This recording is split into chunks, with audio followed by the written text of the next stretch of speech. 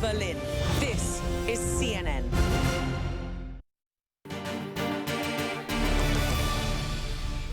The latest U.S. jobs numbers come in weaker than expected, but the unemployment rate ticks down.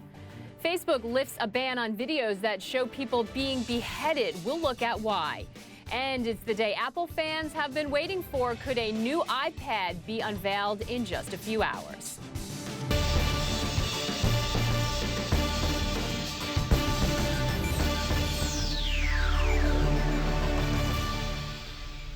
It is just after 9 a.m. in New York, which means we are less than 30 minutes away from the U.S. markets open. I'm Maggie Lake in New York. Welcome to World Business Today.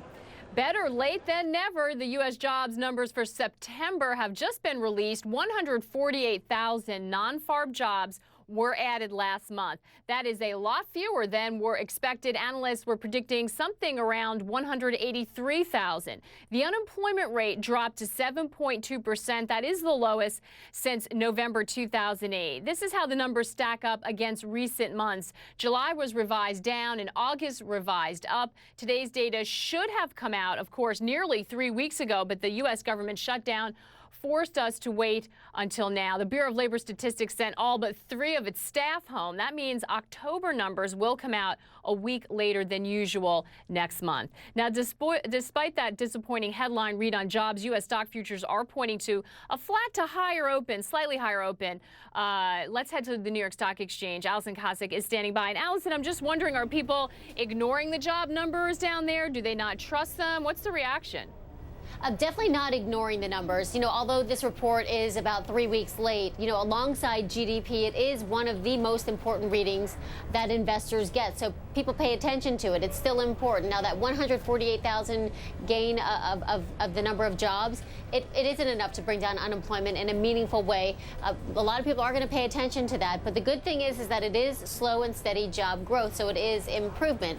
It's generally on par with what we've seen over the past year. You look at the average job gain since the beginning of the year. We've been adding jobs at a rate of 178,000 per month. So this report probably won't be enough to move the Federal Reserve. It is expected to keep propping up the economy with its stimulus money, and that's the reason that we saw stock futures turn from basically flat to solidly higher this morning. At first everybody thought there would be a taper from the Fed, a tapering going on in September, and now guess what? Now many economists, they're not even expecting a stimulus pullback to happen until the spring.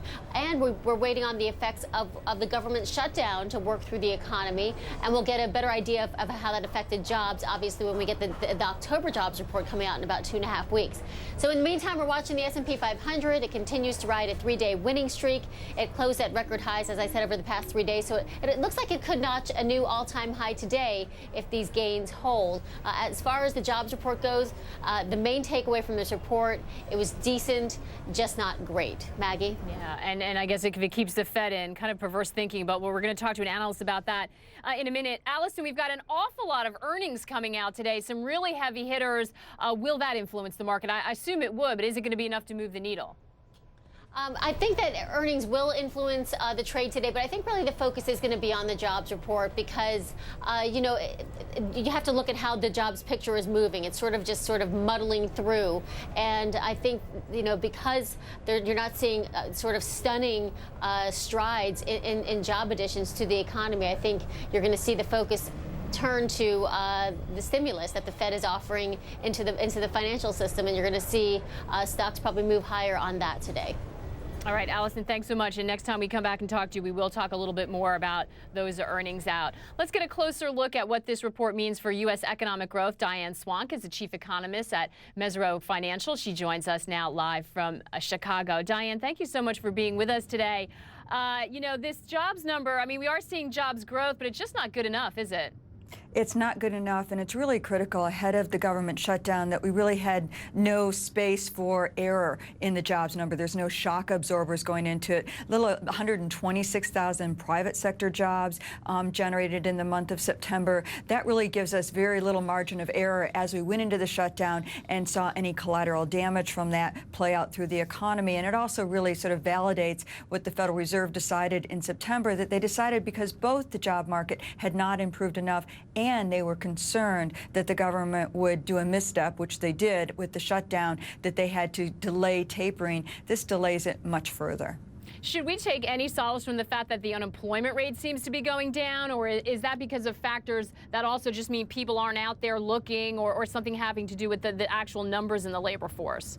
Well, the household survey was a little bit better on job generation, although the participation rate remained at these exceedingly low levels. It was unchanged from the previous month. So it did tick down because of a little bit of better read unemployment. That said, people not willing to throw their hat in the ring. We'd really like to see the unemployment rate rise because hope had picked up in the U.S. economy, and you saw more people throwing their hat in the ring looking for a job. That's not what we're seeing yet, and that's something, it's not all of the best reasons for the unemployment rate to tick down. A little better than the last couple of months, but still not enough. Diane, why are companies not hiring? I mean, a lot of people blame the uncertainty in Washington, and that cannot be helping. But is there something else going on? Is it just that there's no consumer demand because consumers, frankly, are still strapped and in trouble financially? Absolutely. I mean, one of the issues coming out of a financial crisis, frankly, it was the worst financial crisis than it was during the Great Depression. And as depressing as this economy has been, we're lucky that we're not in another Great Depression. That said, consumer balance sheets, remember, we had to refinance, restructure, deleverage out there. And we really have not seen the uptake in consumer debt. People were levering up again, willing to sort of make some of those bigger ticket purchases that we'd really like to see at this stage of the game. In fact, mortgage applications are now down about 1% from a year ago because of the recent backup in yields and in rates out there. And that's all reflective of sort of a cautiousness coming out of what had been a horrific recession. Yeah, that sort of keeps us stuck in this economy that's recovering, but it's really not at that escape velocity that Bernanke talked about. A lot of people think this keeps the Fed's foot on the gas, no taper. Some people I know now are saying not until 2015. Do you agree with the fact that they're going to keep the stimulus in place? And should that be something we're celebrating? I mean, if the economy's so sick the Fed can't get out, that can't be a good thing.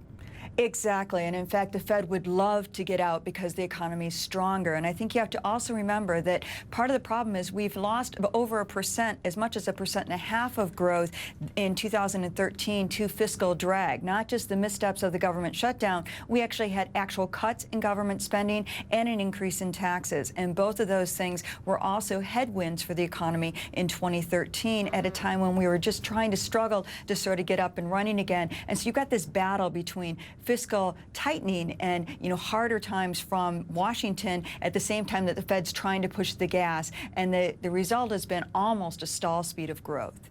Yeah, and what a task for Janet Yellen to walk into. Diane, investors need to look out not at the next month and certainly not behind what jobs did. They need to look out 6 months, a year when they're making investments. Is there any positive here? Are we going to see growth increase in 2014? Or are we kind of stuck in this situation? I think we are going to see growth increase. One of the few silver linings in this sort of cloud of a report that we saw, this stormy report, was that the state and local government sector, we actually saw government jobs increase mostly because of state and local jobs increasing. Federal jobs declined. And that's because finally most state and local governments, their finances are in better shape. And instead of being the primary headwind to growth, they're now adding to jobs again, particularly teachers being rehired, which is welcome news to all those public schools with far too many kids and not enough teachers in the classroom. So I think that's the positive here, is that you're finally going to get support from state and local government sector, but it's still not enough. We really need to see much more private sector growth. We'd like to see more in housing next year. That's going to be what the Fed focuses on. And hopefully it's something that Washington returns its focus on instead of the drama that we just saw play out on the brinksmanship. Diane Mesro, thank you so much for joining us today. It was fantastic. Diane Swank, rather, from Mesro Financial. It's so great to see you today. Thanks so much. You too, Maggie. Thank you. And Nina, you can see it's a similar, I know that this all sounds very familiar to you in Europe. A lot of countries facing the exact same thing. How do you deal with high employment at a time when you're trying to put austerity and budget cuts into place and grow your economy? It's a very difficult situation. And of course, you've got that issue of the fiscal drag, don't you? When some of these governments start to cut, of course, that has a knock-on picture when it comes knock-on effect on the markets, like, for instance, not just the housing market, but the jobs market, because, of course, you're cutting people and those people can't spend on companies that are listed on the stock markets. What I want to show you here, Maggie, is this is a FTSE 100 chart, and this is the real dip where we had the concern surrounding a possible default of US debt, and also this is the concern on the FTSE 100 just a couple of months ago when we had worries about a tapering by the Federal Reserve. Well, markets reacting positively on the whole, though, where I am, to the US jobs numbers, even though a lot of people probably were hoping for a little bit more. FTSE 100 does look as though it's still on track for a 9th straight day of gains. But as you're just hearing there, it's a really difficult balancing act, Maggie, in the United States, not just on the jobs front, on the economic front, but also when it comes to tapering back on the stimulus. That's right. You've got the Fed. And if you've got consumers still struggling, as Diane said, that is going to impact anyone who tries to export into their markets. And Pauline, into our markets. And I know that is such an issue for a lot of Asian countries who still remain reliant on that U.S. consumer. They don't have jobs they don't want to spend. If they're strapped, and that's why employers can't hire, it's going to make it tough. And we've seen that domino effect in China as China's exports have slowed down and they're pivoting to try to boost domestic consumption and move away from that export model. Well, Maggie, here in the Asia-Pacific region, investors were treading cautiously ahead of those U.S. jobs numbers, but other factors played into the markets today. The main Aussie benchmark ended up 0.4%, and it rose to a 5-year high for the 3rd day in a row, helped by BHP Billiton, the world's biggest mining company. Now, BHP gained over 2% after raising its forecast for iron ore production.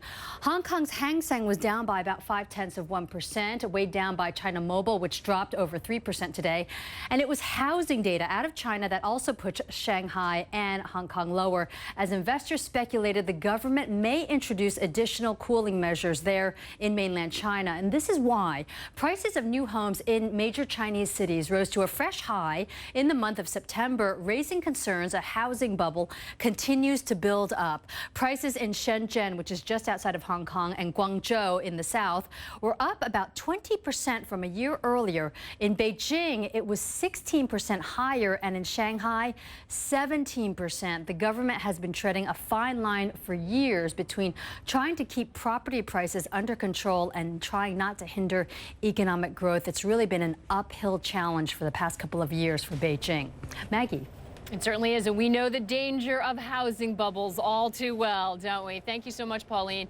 You're watching World Business Today. Coming up, Facebook users are speaking out over the site's controversial decision on violent videos. We'll tell you why your news feed could become a lot more graphic. Stay with CNN.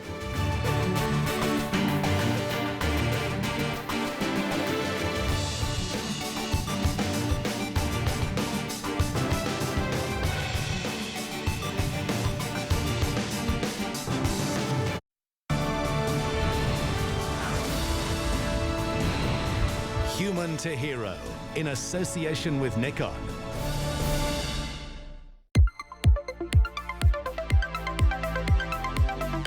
My name is Maxime Charveron.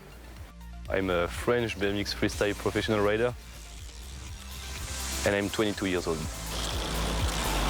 I won the BMX contest in Pessac, which is famous in France for BMX rider. In BMX freestyle, there's different type of riding. There is the street, you ride on the street. The dirt, you ride big jump, dirt jump. You can ride skate park. If your bike is good, you will feel like your bike is not even there. It's you, it's a part of your body. My dream tricks is not a special move, it's just to go big, fast and high. It's about pushing the limits and find new stuff to do. To see a new world, we try. To see a new world, we explore. To see a new world, we don't give up. We try and try. Maybe it's because we want to see a new world. Let's try together, and let's go see a new world.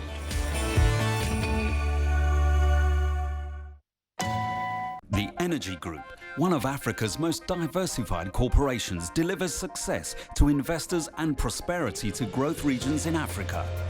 With a portfolio in key sectors from media to oil and gas in Nigeria, banking in Ghana, a luxury hotel business in Lagos and Abuja, and a respected global insurance business headquartered in Nigeria, Sao Tome and the UK.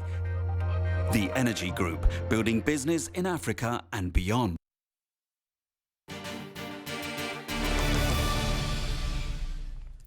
Facebook is stirring up a storm of social media backlash for its controversial decision to allow users to post violent and disturbingly graphic videos. Samuel Burke is following it all and joins me now here in New York.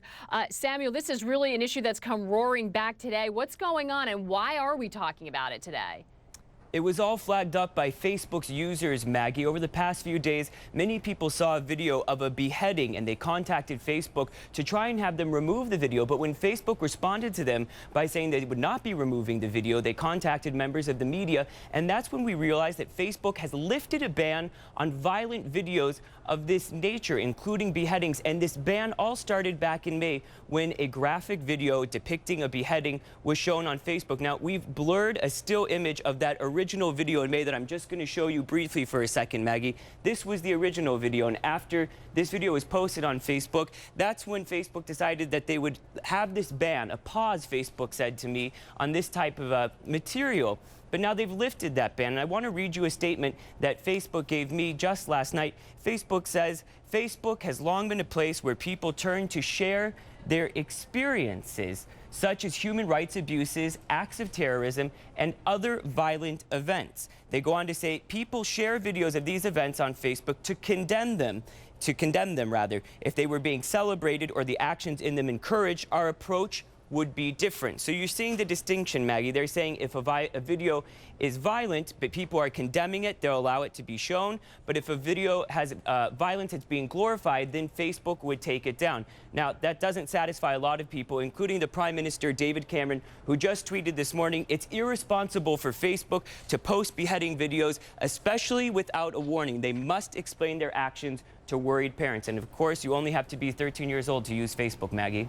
Well, that's right, and we've just been talking about that recently. It's interesting, Samuel, and let's face it, listen, we report on the news. Much of what goes on our air is reflecting a lot of violence in the world, a platform. So before we're too precious about it, what seems to be confusing people, though, is that Facebook, they're going to judge whether it's glorifying it or not, which seems like fraught with peril to me. And also, there are a lot of other things that are still banned on Facebook, including nudity, for instance. That's confusing to some people. That's correct. Even a picture of a woman's breast, even if it's in a cultural setting, if you're showing a picture of a village where a woman's breast is displayed as part of the clothing that they use, that image will be taken down. In fact, we had posted an image like that on the CNN Facebook page just a few weeks ago. That page was taken down, and even people who help manage that page, like myself, we were banned from using Facebook until that image was taken down. So there is this distinction. Now, they're also saying, Facebook, that they're going to test a warning system. It's not quite up yet. It's in beta testing. These warnings would go before a video, Maggie. So for instance, this is what it might say. Warning, this video contains extremely graphic content and may be upsetting. But like I said, Maggie, that system is not yet in place. They're just testing it. So maybe in the future, before these type of violent beheading videos, you would see something like that, and that could give you time to decide not to watch it. And that does seem to be at play here, because in Cameron's tweet, he mentioned about worried parents. And there is, I mean, if you turn on a news channel and you're going to see a report about Kenya, then you know you can expect to see certain things. You can turn it off. You can remove children. We issue a lot of warnings before we show graphic. It seems to be the issue people have is that this pops up on your news feed, maybe with no warning, and also could be seen by young children. Although on CNN, we would probably edit a video down to a specific portion just to depict a certain part to make a point, whereas these videos many times are in full length. It's beginning to end, so somebody can voyeuristically watch the entire video, whereas we would just show a part. So some people say that's a legitimate use to show news, to condemn news. Other people saying on social media that this is absolutely outrageous. Yeah, and Samuel, of course, this feeds into the how much sharing should go on, how much freedom should there be on the internet, really sort of uncharted territory for these companies to have to grapple with. All right, Samuel Burke, thank you so much for bringing us up to date. Fascinating story. Well, the economic slowdown, we got a lot more coming up. The economic slowdown in China is rippling out to its trading partners. Mexico and other Latin American countries have been helping to quench China's thirst for oil. In a moment, we'll be live from Guadalajara to check how Mexico is preparing for changing times.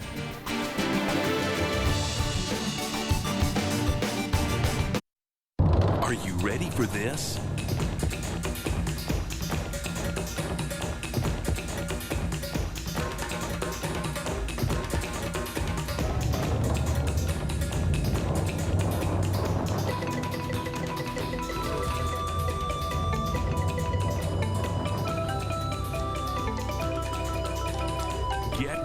for the adventure of a lifetime in Cambodia, the Kingdom of Wonder.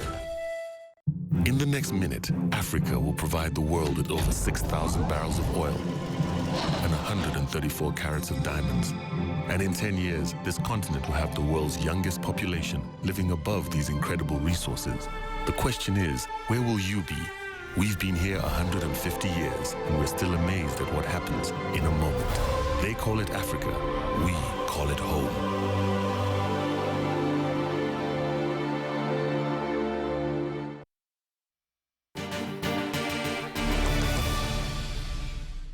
Welcome back. You're watching World Business Today, live from New York, London, and Hong Kong. Let's bring in Pauline Chu now from CNN Hong Kong. And Pauline, China's complicated trade relationship with Latin America very much in the spotlight, isn't it? It is, and it's an issue of demand, Maggie. Now that China's growth is slowing down, regions rich in resources are really feeling it. Latin America is one example. From its copper to iron to oil, this region has depended on China's appetite for commodities for years. Let's go to Mexico now, where there's a conference of business and political leaders discussing how to rebalance. CNN's Nick Parker is live in Guadalajara and joins us now. Nick, how much is the China slowdown affecting Mexico? Well, Pauline, it's certainly a big topic here, but when you look at Mexico in itself, in isolation, actually less than you might imagine, because Mexico, unlike most of the rest of the region, has traditionally been less exposed to the growth of China and to the pullback in growth there. For instance, its main commodity, oil, is mainly exported to the United States. So Mexico has not felt the full brunt of the Chinese slowdown. And actually, when you look at Mexico-Chinese relations this year alone, they've entered almost a new phase. Mexico's president, Enrique Peña Nieto, was only inaugurated last December, and he's already met President Xi 3 times, which is quite unusual. They've signed a number of deals. Pemex, the state oil monopoly, is going to start exporting some oil to China, and at the same time, the Chinese central bank has extended a $1 billion credit line to Pemex. So certainly, when you look at how it was previously under Peña Nieto's predecessor, President Calderon, who received the Dalai Lama, and we always felt like he was a traditional rival to China in some ways, competing to sell into the US market, relations have really entered a new phase. But certainly, if you look at Latin America overall, you know, it has had a profound impact, the slowdown of China. The United Nations estimates the growth this year in Latin America is going to slow to something like 3%, compared to Asia, for instance, which is at 6%. So it's certainly a talking point here. I spoke to Wu Jinmin, who is a career diplomat and a senior advisor of the Chinese Foreign Ministry. He commented on the impact on Latin America, but first I asked him what he was finding in terms of reaction and reception here in Mexico. What's interesting for me is there's such a growing interest from Mexican audience, Mexican business world in China. It wasn't so in the past, but now this is the case. I'm very happy about it. To some extent, China and Mexico are still rivals, you know, in terms of competing to sell into the US market. Do you see that as a source of tension that can be put to one side finally? You know, competition in the market economy is something you have to live with. No competition, no progress. So if we compete on the US market, it's quite natural. But if you compare the products we export to US and the products Mexico export to US, there are some differences. We live in a globalized world. Everyone has to play its comparative advantage. So our advantage is the labor market plus, high tech and technology, management skill from transnational companies. That, enhances a lot China's competitiveness. And let's talk briefly about China's relationship with Latin America, because obviously that became extremely important during China's economic expansion. It helped power a commodities boom across a lot of Latin America. But now China's growth is slowing a little bit. Commodity prices are falling. How do you see that relationship with Latin America evolving, do you think? First, you will see this fall. It's not big fall. China used to grow at double digit, 10% a year. Now 7.5, 7.8, not a very big fall. Second, China is still in the halfway in the urbanization process, halfway in the industrialization process. So our demand for commodities is still there. Maybe some fall, but I think China will keep growing at 7.5, 8 for next 10, 15 years. So the ambassador emphasizing there the growth of 7.8% is still fairly significant. The other thing I think that was interesting he stressed was the peaceful rise of China, something that you hear a lot about. You know, he made a point that China has no colonies to conquer, that its rise is nothing to be feared. But I thought it was interesting he was still coming to this summit with that message that perhaps China does feel there's some level of suspicion still. Pauline. Interesting that he's promoting more of that soft power more so than that aggressive eater of all the resources. And he did bring up an important point, which is urbanization. I mean, there is that movement for millions of people from the countryside still coming into the city. So, of course, that means infrastructure projects. Nick, thank you very much. Nick Parker there, live in Guadalajara. Maggie. Great stuff, Pauline. Thanks so much. The opening bell is next. Stay with us.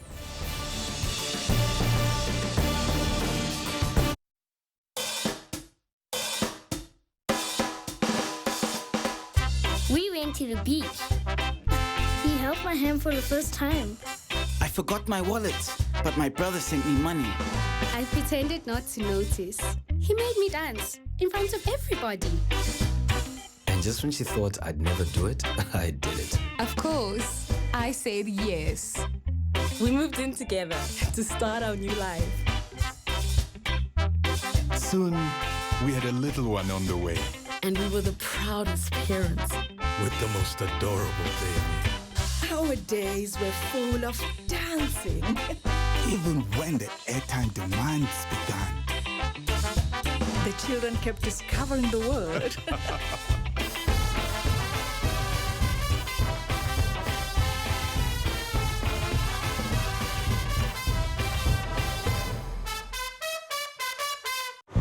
Ladies and gentlemen, welcome to the land of FC Barcelona, where the weather is beautiful and so is the game.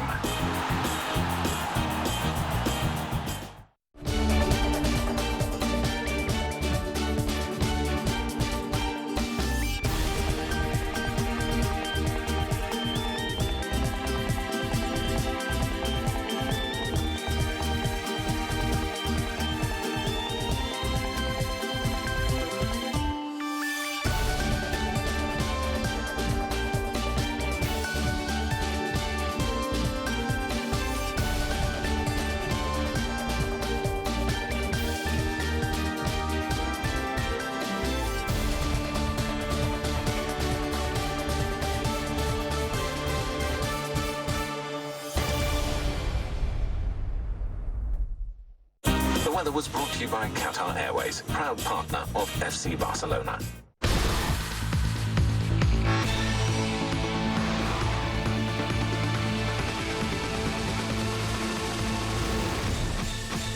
This week on Inside Africa.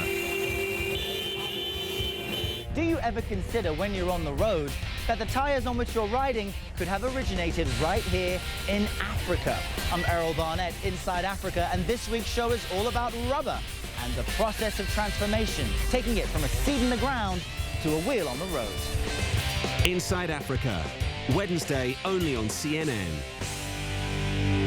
In association with Zenith Bank. CNN's original series, Anthony Bourdain, Parts Unknown, South Africa. Can a country once torn apart by racial division bring communities back together? Are these good times for South Africa? South Africans say yes. I think it's one of the most mixed societies I've ever seen. When you look at what's happened here, it's hard to not look at South Africa as a beacon of some kind of hope. Anthony Bourdain, Parts Unknown, South Africa, only on CNN. I'm Santos in London, and this is CNN.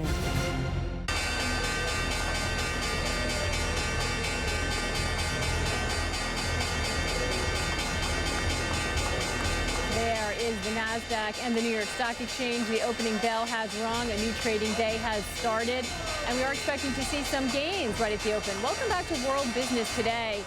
It looks like there's a lot of earnings, but it looks like investors are focused on the jobs report, which was disappointing. It was weaker than expected, only 148,000 non-farm jobs added, but that probably pushes out any attempt by the Fed to start to withdraw stimulus. They're going to keep their foot on the gas, and that seems to be enough for Wall Street, which is addicted, I guess, to Fed stimulus. And so we're in an environment where bad news is good news, at least in the short term. As we heard Diane Swonk say, probably a mistake long term, but we do have mild gains here for the Dow. We've also had some after the bell last night, some headlines from Netflix, excellent earnings, huge gains on that stock. We'll check in later. So that also helping on the margin, but there's an awful lot of earnings to sift through. So investors are going to be busy today, and those are not very heavy gains. So we may indeed see those fade a little bit. We'll have to watch the action. But right now, we're going to take a quick break from business news. Let's check in with Nina in London. Nina? Yeah, we certainly are, Maggie. Let's have a look at the top world news stories that we're following for our viewers here on CNN. Wednesday could be the worst day yet for firefighters battling massive bushfires that have swept across Australia's most heavily populated state. Winds and temperatures are expected to increase from here on. Insurance claims already top $100 million. More than 1,000 firefighters are still battling dozens of blazes. 200 homes so far have gone up in smoke, and at least one person has died. The air quality in some parts of China is these days even worse than that in New South Wales.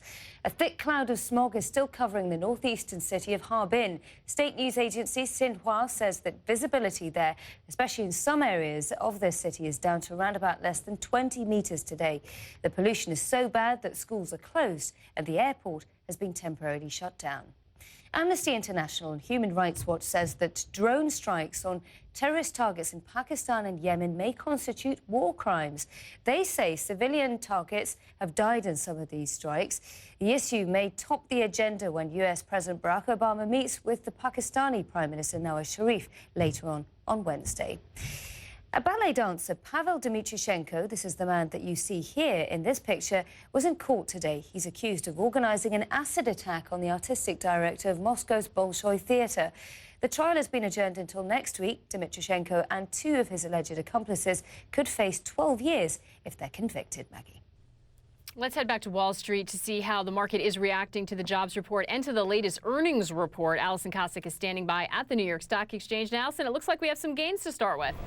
Yeah, some small gains to start the few minutes of the trading day. Investors look like they're hopeful that the weaker than expected jobs report is going to mean the easy flow of stimulus money will continue. You know, it's not just the jobs report that investors are watching today, though. In that interview with Ben Willis on the floor that I had yesterday, he said that now that a default has been averted, earnings are really the big story for traders. So we're hearing this morning from several key Dow components, and it's a mixed bag. United Technology narrowly beating estimates, as did DuPont. Those sales came in a little lighter than Wall Street had hoped. Same story for travelers, beating on profit, missing on revenue. Still, we are seeing travelers' shares up almost 1.5%.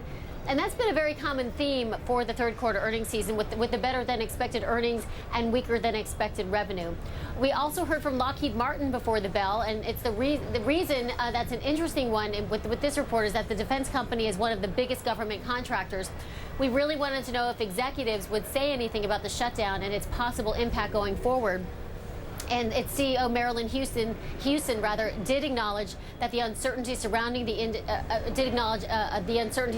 industry. And while the company beat profit expectations in the third quarter and raised full-year earnings guidance, Lockheed did say that sales are likely to decline next year as another round of U.S. budget cuts ripple through. So you see just how this stalemate in Washington affects these companies, and they feel it in their bottom lines, Maggie. Absolutely. And it's not just the shutdown, it is the forced budget cuts, the sequester that came before that is making its way through the economy and having a drag. All right, Alison, thank you so much for that. Well, it looks like investors are upbeat about Tuesday's jobs report. Let's take a look at the S&P 500. It opened at a record high again after a similar open on Monday. When I say they're upbeat about the report, they don't like the fact that it's weaker than expected, but it does keep the Fed in the game, and that's the part of it that they're concentrating on. So yet another record high for the S&P 500. Ahead on World Business Today, Apple gets ready to roll out its new iPads, but the competition in the tablet market is getting intense. Does Apple have what it takes to remain on top? That story next. A special welcome goes out.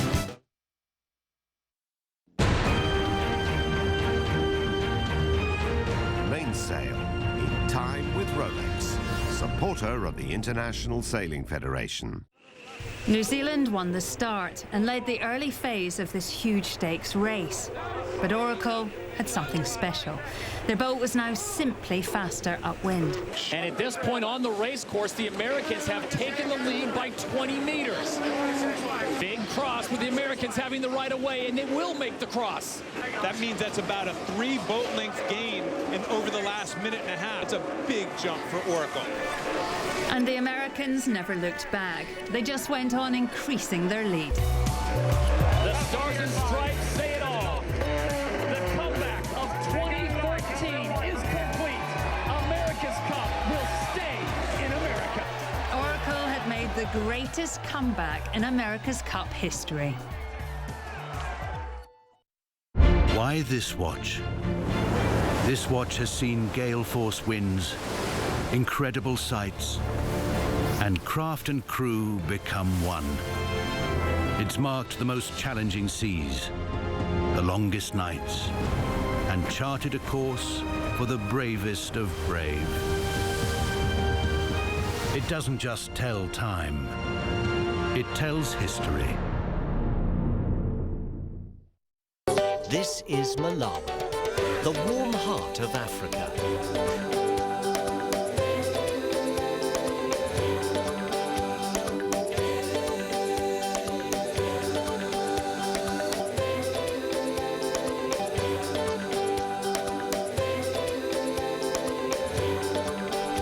Adventure with your heart and soul in the warm heart of Africa.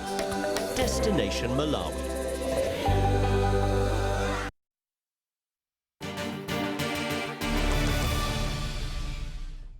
Apple is in the spotlight, is one of the few companies that can draw an excited crowd. Even when it won't say what it's launching, it's invited a select audience to San Francisco today. We think they will be shown a new line of iPads. Brian White is an analyst with the investment bank Cantor Fitzgerald. He joins me now from San Francisco. And Brian, is that what your assumption is? Are we looking at a new iPad, and will it be a big deal? I think we're looking at 2 new iPads. So, you know, this will really be an iPad-focused event, and we've called it, you know, the most important iPad refresh since the original iPad in April 2010. So this is where I think the minute you say refresh, everyone's like, you know, it's an upgrade, even if it's great. Is it going to be enough to fend off the competition that's out there? It's sort of the same conversation we have with the phone. Is it going to be enough? You know, I've seen reports that those iPad sales are slowing. Yeah, so, you know, one of the things Apple did, they came out with the iPad 3 in March 2012, and then the iPad 4 with the iPad mini in November 2012. So we haven't had a new iPad in a year, and technically, I didn't really consider the iPad 4 much of an update. So we really haven't had a full-size iPad since March of 2012. There's 155 million iPads that have been purchased. We have a big upgrade cycle, and I think iPad 5 will be a big change for Apple. They're going to change the form factor, the size, upgrade the processor. It's going to be thinner. It's going to be lighter. I think this is going to come in different colors, so I think this will be a big deal. Brian, do they have to do the same thing that they're now faced with phones? Once they saturate the developed market, the U.S. market, part of Europe, in order to attract the rest of the world, they at least are trying, I don't know if it's working, to sort of have different pricing, maybe a cheaper phone. Are they going to be faced with that issue with the tablets, too? I mean, these are expensive items. So they're expensive, and, you know, remember, last November they came out with iPad mini, which starts at $329. And I think that addresses, addresses U.S. market, but also overseas. So I think they've got a great lineup with iPad mini. I think it's been a home run. And I think the iPad, the full-size iPad has kind of been dragging them back a little bit because, to be honest, the iPad mini form factor people like better. It had a higher quality look to it, and the price was lower. I think they're going to have a chance this time with iPad 5 to really refurbish it, really come out with a smaller form factor, but same display size.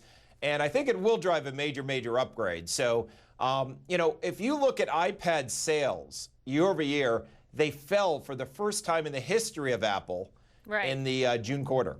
Right? Yeah, I mean, that's what I think is you're worrying gonna people. Get better from here. Oh, okay. So you think it was just a sort of temporary cycle of the iPad? You know, it's interesting. You and I have talked many times about the sort of existential question is whether Apple has another mega hit somewhere, you know, in its product lineup that we don't know about. They made this interesting move. They just hired the CEO from Burberry. What did you make of that? Why do they want her? What does she bring to the table? Well, you know, a big growth opportunity that we've discussed around Apple are wearable electronics. And, you know, we've previously highlighted in some of our reports, as has the media, you know, the potential for an iWatch, you know, maybe sometime in 2014. So I think when you bring in, they've got a lot of, you know, people that have worked on a Nike Fuel Band. There's a lot of different executives they've been bringing in that really point to a greater focus on wearable electronics. So I think when you look at the, you know, when you look at kind of the mobile world, not a lot of companies, I think, are well positioned for wearable electronics. They're still struggling in smartphones. They're still struggling in tablets. You know, they're either selling out to competitors or they're having financial problems. Apple's going to be around, and I think that's going to be a big, big growth area, and I think it's very exciting. So maybe they do have some tricks up their sleeve. And, of course, waiting there for them in what seems to be the huge rivalry is Samsung, which already has its watch on the market for the Christmas season. Brian, great to catch up with you. Enjoy San Francisco. Let us know what you find out. We'll talk to you soon. Brian White there from Cantor Fitzgerald.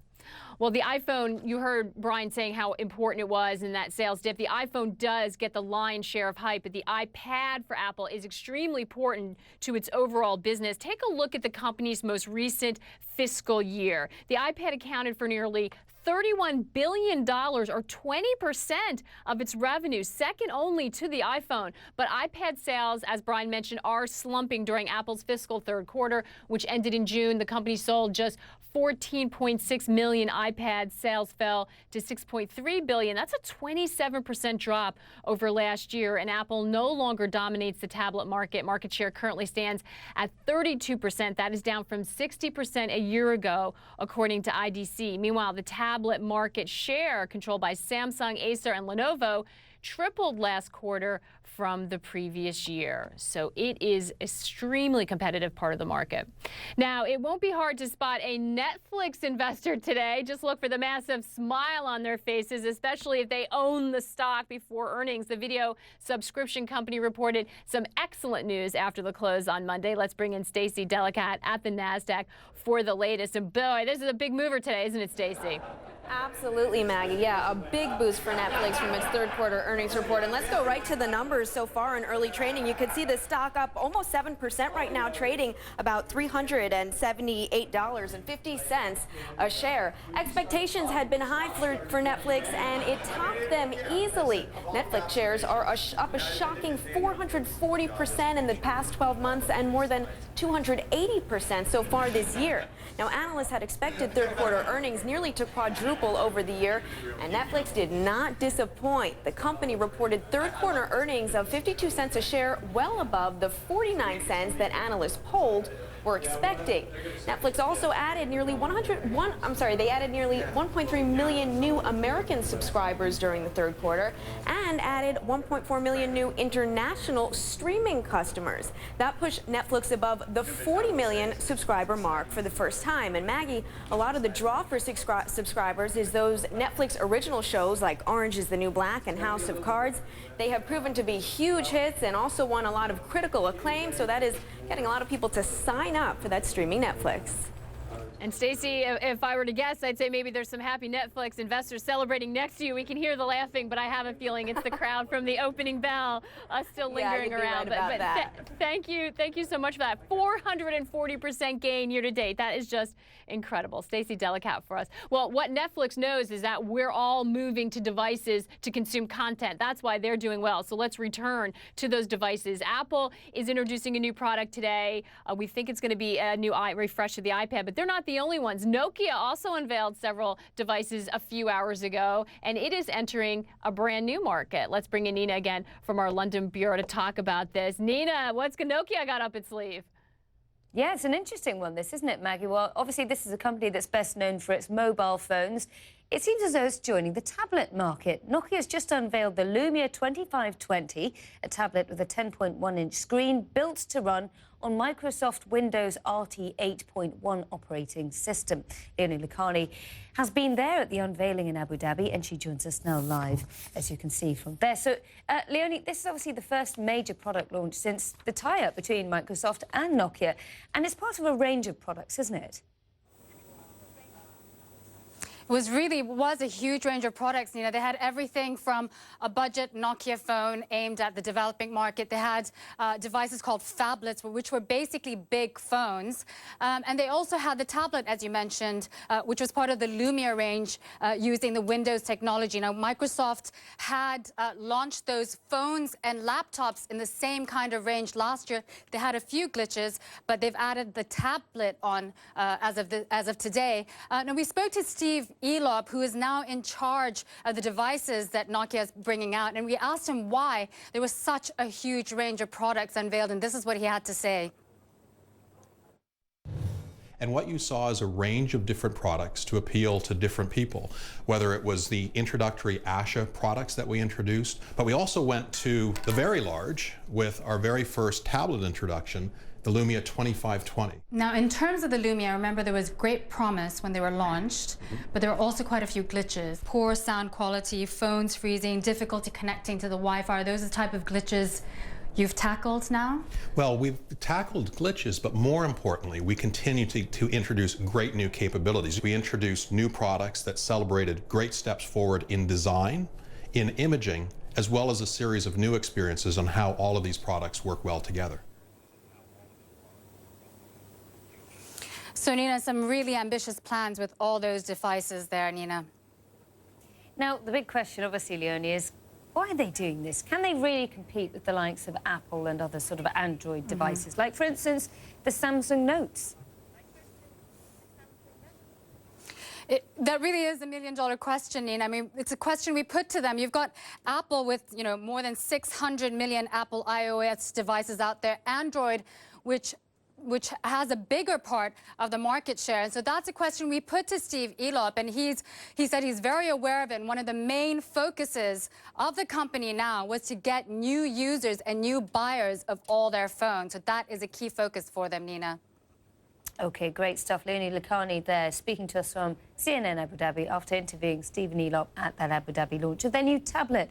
And Maggie, obviously, you know, this raises so many more questions than it answers, namely, are they going to get people to develop apps for these things or what? I mean, it really, I hate to say this, but it sounds like the conversation we used to have with BlackBerry, right? You know, if you're out of that ecosystem, you have to get the developers on board as well as win over the consumers. And I don't know, with so much competition out there, I think it's a really, really tough road ahead. We'll see if they can pull it off. All right. Thanks, Nina. You are watching World Business Today. Just ahead, a kerfuffle. It's a problem over the cost of coffee. Starbucks is standing up to claims that it treats China unfairly. We'll have more on that.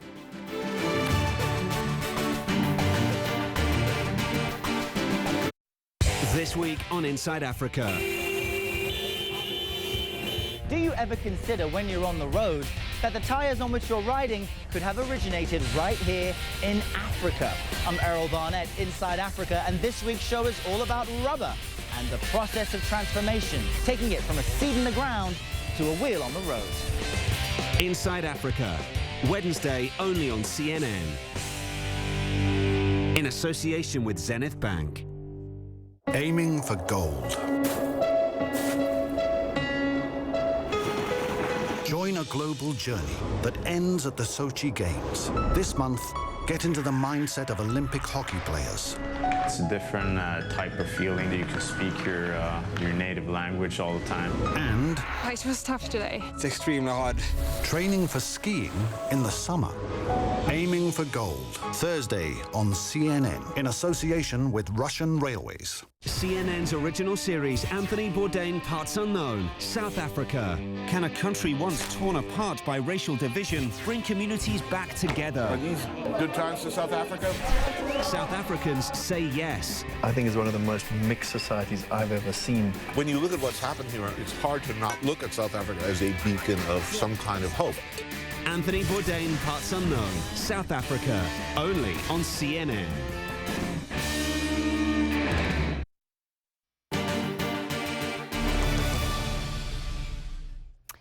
Before the break, we were discussing the tech products of the present at the Google X facility in California. They are developing the tech of the future. CNN's Poppy Harlow sat down with Google X Vice President Megan Smith, and she joins us now.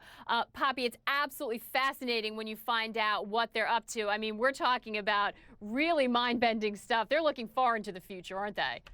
Yeah, I mean, they don't even look at it as would most people say this is possible. They sort of say, why not? So we had this fascinating conversation with Megan Smith. She leads Google X, that secret lab. She's one of the top women at Google, but she's also Maggie. I'm going to have to stop you right there. We are going to cross over to a live event that we've been tracking. I'm sorry, Poppy. The British Foreign Secretary William Hague is speaking right now. Let's listen in. Torture, artillery, Scud missiles, air attacks, laying siege to desperate people, and presiding over the creation of a humanitarian catastrophe. And members of the opposition National Coalition have spoken powerfully in our meetings about people under siege, about people starving, women and children in detention, and the record of utter abuse and oppression to which the people of Syria are subjected. The only sustainable way to end this conflict and the suffering of innocent Syrian civilians is through a political transition in Syria. And the purpose of our meeting today has been to send a signal of our resolve, our unity, and our determination in bringing that about, building on the diplomatic progress made during the UN General Assembly last month. We've agreed a number of important steps today. First, we agreed that we would put our united and collective weight behind the UN-led Geneva II process, which must lead to establishing by mutual consent a transitional governing body with full executive powers. That is set out in the Geneva Communiqué of June 2012. And by definition, mutual consent means that it can only be agreed with the consent of the Syrian National Coalition. So Assad would play no role in that future government of Syria. Second, despite the enormous challenges faced by the Syrian opposition, we urged the National Coalition to commit itself fully to the Geneva II process and to lead and form the heart of any opposition delegation. Geneva offers the Syrian people the best hope to improve their lives. Third, we agreed with them that we will provide the intensive political and practical support that will be required to give the Geneva II process the best chance of success. And fourth, we agreed a set of principles attached to today's communiqué, which has just been issued to you, that underline the unity of our approach to the Geneva II process as the Friends of Syria core group. We agreed the Syrian opposition, including moderate armed groups, the moderate opposition represented by the Syrian National Coalition, continue to need our strong collective backing. There can be no peaceful and political settlement in Syria without the participation of the moderate opposition. And so we pledged our further support to them. President al-Jaber attended our lunch, which has just concluded, President al-Jaber of the Syrian National Coalition. He made clear in September in New York his support for the Geneva II process, but of course he has to carry others with him. By the time of his 1st of November General Assembly meeting at the end of next week, he will be able to speak to you about that later. We're as clear as he is that Assad has no role in a peaceful and democratic Syria. He has asked us to do our utmost to bring humanitarian relief to areas under siege and to ensure that women and children who have been detained are released in the run-up to Geneva. Of course, these are things which we strongly support in any case, and we ask for the support of other nations in the world, including allies and supporters of the Assad regime, to bring these things about. The United Kingdom will continue to support the National Coalition in its efforts to help and protect the Syrian people through the more than £20 million in support to the opposition that we provided this year. This is support that helps to save lives and provide services to the Syrian population, including search and rescue equipment and training, power generators, communications, support and training to civil administrations. Between now and the Geneva II conference, we plan to announce a further package of UK support, including substantial non-lethal support to the national coalition working with General Idris of the Free Syrian Army's Supreme Military Council. And this assistance is likely to take the form of communications, medical and logistics equipment. It will help them to save lives on the ground.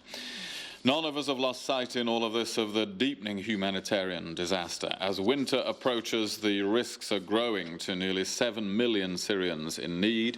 This is compounded still further by the actions of the regime. The UN Emergency Relief Coordinator Valerie Amos said yesterday that the UN continues to be denied access on the ground to those in need of humanitarian assistance by obstacles placed by the Syrian regime. In suburbs of Damascus, many innocent Syrians remain trapped as a result of the regime's siege tactics. This is unacceptable, and full and uninhibited access for humanitarian aid to people in need must be allowed. We have intensified in recent weeks, as you know, our humanitarian support, including from the 11 countries that met today, and we encourage others to do the same through further funding pledges, and we will be pressing the case for humanitarian access as called for by the UN Security Council on the 2nd of October. The UK is the second largest humanitarian donor to the Syria conflict, with over £500 million of aid allocated to date. Yesterday, we announced a further £15.5 million of life-saving support to Palestinian refugees, both inside Syria and in neighbouring countries, including food for over 150,000 people and clothing for people in need of urgent help. Our 11 countries will continue to work closely together in the weeks leading up to a Geneva conference to ensure it has the best possible chance of success and that the people of Syria finally get the political transition that they so desperately need and so very much deserve. Thank you very much indeed. We've got time for a few questions. Thank you very much. Thank you, Foreign Secretary. Chris Hipp from ITV News. I was struck by what you said this morning when you said that if the opposition don't have a role in these talks, all that they'll be left with in Syria is Assad or the extremists. Now, you yourself have just said that the National Coalition spoke of Assad's record of utter abuse and oppression. So failure is very high, success is very slim, and you're seriously saying that the Syrian people will be left with a brutal dictator or a bunch of jihadists? Well, I'm saying that is what we have to avoid, of course. That is the case for backing, for assisting the Syrian National Coalition, who we've been meeting today, who are a moderate opposition, who are committed to democracy, against sectarianism, committed to a peaceful future for all communities in Syria. Really what I'm arguing, what I was arguing this morning, is that you can't have a peaceful solution, a political settlement in Syria, without a big role for people like that, who believe in a non-sectarian democratic Syria. That's why it is important to try to convene a peace conference, a peace process in a conflict that is still worsening and that is feeding extremism. Sectarianism and extremism are growing all the time this conflict goes on. And that's why it's important we work so closely with them, that we don't abandon them, we keep faith with them. And the 11 countries involved, obviously including the United States, Turkey, leading Arab states, ourselves, France, have made very clear to them today that through a Geneva II process, we will be with them every step of the way, giving them the support that they need, as well as the practical and administrative support necessary to carry out such a negotiation. Next question. Thank you, Foreign Secretary. Tim Marshall from Sky News. Your definition of mutual consent agrees with the coalitions that Assad can play no role.